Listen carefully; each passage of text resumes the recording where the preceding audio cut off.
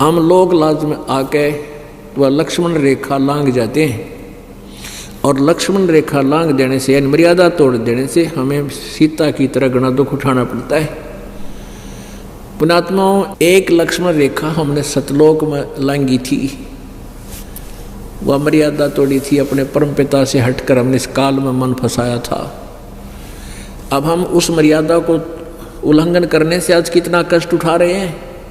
इस काल के इस नौलखा बाग में, 21 ब्रह्मांड में हमें कितनी यातना दी जा रही है। किसी का बेटा मर गया, किसी की बेटी मर गई, किसी का दामाद मर गया, किसी की टांग कट गई, किसी का हाथ टूट गया, कट गया है, ना जाने कितने प्रकार के कष्ट आपके ऊपर हैं। कोई कैंसर से पीड़ित है, कोई किसी प्रकार है। पुण्यात्माओं, हमने फिर वापस अपने भगवान के पास जाना है, पति के पास जाना है। अब पुण्यात्माओं, हनुमान जी को श्री रामचंद्र जी ने, यानी वैसे तो 10 दिशा को खोज हो रही थी, हनुमान जी कुदरती पहुंच गए लंका में, और वहां जाकर देखा सीता जी मिल गई, पता लग गया कि सीता ये है। तो सारी वार्ता होगी। सीता जी ने कहा, हनुमान जी ने कहा, माता मैं कुछ आहार करूंगा, भूख लगी है। सीता जी ने कहा, भाई इस बाग में तो फल तोड़ के भी ना खाइए हनुमान, ना तो मेरी पिटाई हो जाएगी। नीचे कोई पड़ा हो ना वृक्ष टूट के, वो खा लिए मेरा भाई, मुझे भी इतना ही आदेश है, मैं तोड़ के नहीं खा सकती यहाँ से। नू कह आख्या माँ पानी भराए और मैले कुचले कपड़े पहने बैठी, उतरा हुआ चेहरा, बहुत दुखी, और कहा हनुमान श्री राम ने कह दिए मैं उसके वियोग में दिन काट रही हूँ कि आवेंगे मुझे ले जाएंगे। उससे पहले क्या देखा था हनुमान जी ने, ऊपर वृक्ष पर बैठा था छोटा रूप धारण करके, सिंपल से बंदर का। रावण आया, रावण ने बहुत यातना दी कि तू मेरी पत्नी बन जा, स्वीकार कर ले। रावण को एक श्राप लगा हुआ था किसी देव का कि तू अगर किसी औरत से बलात्कार करेगा उसी दिन तेरी मृत्यु हो जाएगी। उसकी सहमति से करेगा तो तुझे, वो तो पाप तो था ही लेकिन तू मरेगा नहीं। तो इसलिए सीता को वो सहमत करना चाहता था, लेकिन सीता ने कहा कि रावण ये जान जा सकती है, इसको रामचंद्र के अतिरिक्त कोई छू नहीं सकता इस मेरे शरीर को। इस तरह की वार्ता सुन ली थी हनुमान जी ने। फिर रावण चला गया था कि तुझे 1 हफ्ते का समय देता हूँ, सोच ले। वो कह रही थी बेशक से कितने हफ्ते का दे, हमने सोच रखे है। तब वो आके उसने कहा माँ, उसको पता लग गया कि तो बहुत तंग किया जा रही है की जा रही। तो माई ने तो ये कहा था भाई नीचे झटका कोई पड़ गया और उसके नीचे फल खा लिए, तोड़ के मत खाना। हनुमान तो भाई सूरवीर था, उस पर ना देखा गया, अगी से निकम्मे ऐसे दुखी कर रहे हैं। अब उसने पहले तो उस वृक्ष ने तोड़ा, तले गिरे लद पद फल ने, और फिर पहलवान था नु सरड़ सरड़ खा सारे खावा, कई वृक्षान तोड़ ताड़ गए, फला तो छक्या, बाकी के पाड़ के बागर फेंक दिए समुद्र में। रावण को पता लग गया कि एक बानर आया हुआ है, ऐसे ऐसे उद्मस्ता रहा है। ये तो आपने सारी कथा का पता है, ज़्यादा ना बढ़ा के। फिर वो वापस आ गए, सीता जी को अंगूठी दे आए, उनसे कंगन ले आए जो श्री राम पहचान सकते थे। सारी बात होगी। अब और कथा ना सुनाना चाहता, दास तो कहना चाहता है। अब रामचंद्र जी को हनुमान जी ने बताया कि भगवान सीता जी मिल गई और रावण के 9 लखे बाग में कैद कर रखी है।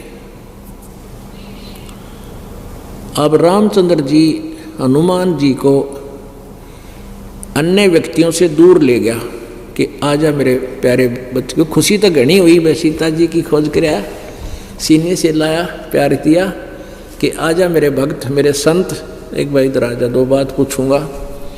एकांत में जाकर पूछा, जैसे पुलिस वाले पूछा करें चोरते हैं। कहने लगा भाई अनुमान उड़ते ठीक से सीता अका जी दया है आपकी, भाई रोटी कहाँ खाई। रावण के वहाँ गया होगा ना दरबार में, अक नहीं भगवान वहाँ नहीं गया, सीता लेके गई होगी इतने वहाँ रावण के दरबार में, वहाँ खाना खा के आया होगा कि नहीं भगवान। माता ने तो ये कहा था कि यहाँ से कोई फल भी तोड़ के नहीं खाना तूने, फल भी तोड़ के खा लिया ना बेटा, मैं भाई मन ना पीटेंगे ये, फिर मेरी पिटाई करेंगे। कोई नीचे पड़ा हो ना टूट के अपने आप, वो खा लेना। वह किसके रावण के वहाँ जाओ थी।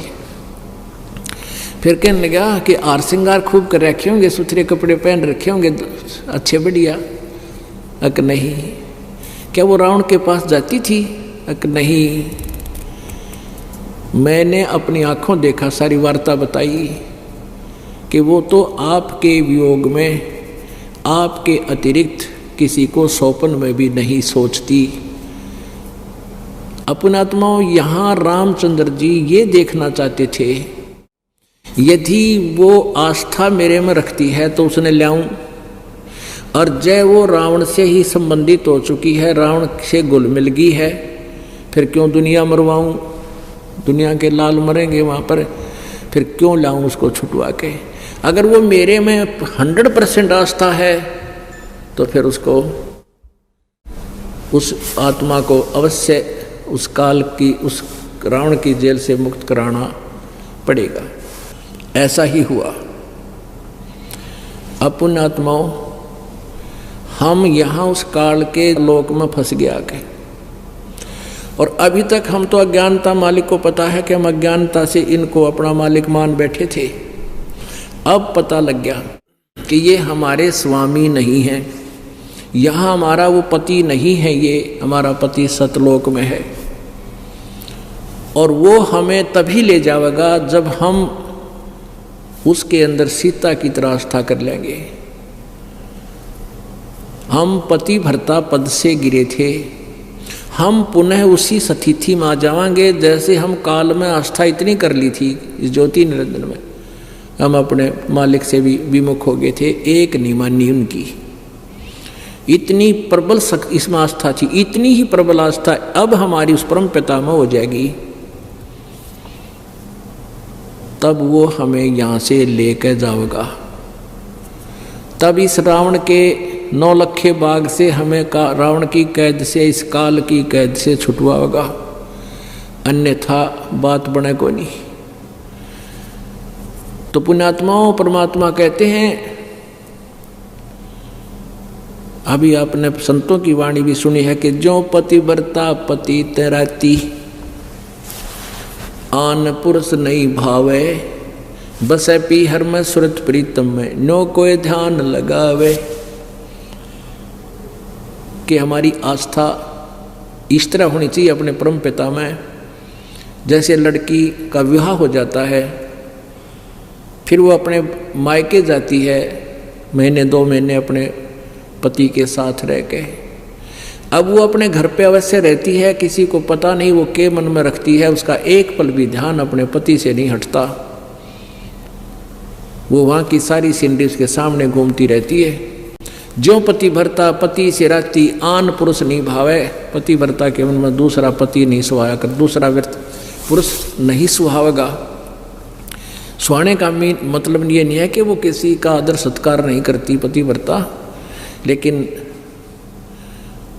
पति रूप में उसके मन में भी नहीं आता ये कि और कोई पति बने, यानी और कोई पुरुष में ऐसी भावना नहीं बनती। यहाँ तो इसी प्रकार कहते हैं, जो पति भरता पति से राती, यानी पति से लीन है, संबंधित है, आसक्त है, और आन पुरुष नहीं भावे। आत्मा इतना स्वभाव, जैसे कोई बीमार हो जाता है और रोटी कोई खाना चाहता है, स्वभाव भावे को ना उल्टी पड़ना हो जाए, ऐसा स्वाभाविक आपका मन बनेगा। यानी इनकी यहाँ के भगवानों में as a god, as a अपना जो ना पूज्य देव नहीं आस्था बने, वो तो ये मालिक है, यहाँ के हमारा परिवार है। जैसे एक पति भरता लड़की पत्नी सह परिवार में रहती है, ज्वाइंट फैमिली में, जेठ है, जेठानी है, देवर है, देवरानी है, ननंद है, सास है और ससुर है, तो उन सबका यथोचित आदर सत्कार करती है, लेकिन जो वो पूज्य अपने पति को ही मानती है, अपने पति के स्थान पर उसका किसी में भी स्थान नहीं हो सकता, तो औरों का सत्कार करना भी कर्तव्य है। उनको यथा जैसे जेठ को बड़े भाई के तुल्य, देवर को छोटे भाई के तुल्य, जेठानी दुरानी को यथावत, सास ससुर को माता पिता के तुल्य, ननद को छोटी बड़ी को अपने हिसाब से, यानी सबका सत्कार प्यार से रहे। लेकिन जो आस्था अपने पति में वह किसी में नहीं हो, सोपन में भी, तो वो ऐसा होता पतिव्रता के मन में जैसे किसी ने बुखार आ गया हो और उसको कह लिए खाना खा ले, उल्टी गिरन हो जा, जी पर रखी नहीं जा, तो ऐसा स्वभाव बनेगा आपका। तो ऐसा स्वभाव बनेगा अन्य भगवानों के प्रति आपकी आस्था कति नहीं रहेगी, मन में भी नहीं आवे, न सोच भी नहीं सकते कि इनसे मैं कुछ मांग लूँ, यानी इनसे पति वाले कर्म कर लूँ। करने का भाव है कि हम अपने मालिक परमात्मा से ही मांगे, जो मांगे, जो कुछ भी चाहें उसी से अपनी पूर्ति करें, तब हम पतिव्रता बनाएंगे।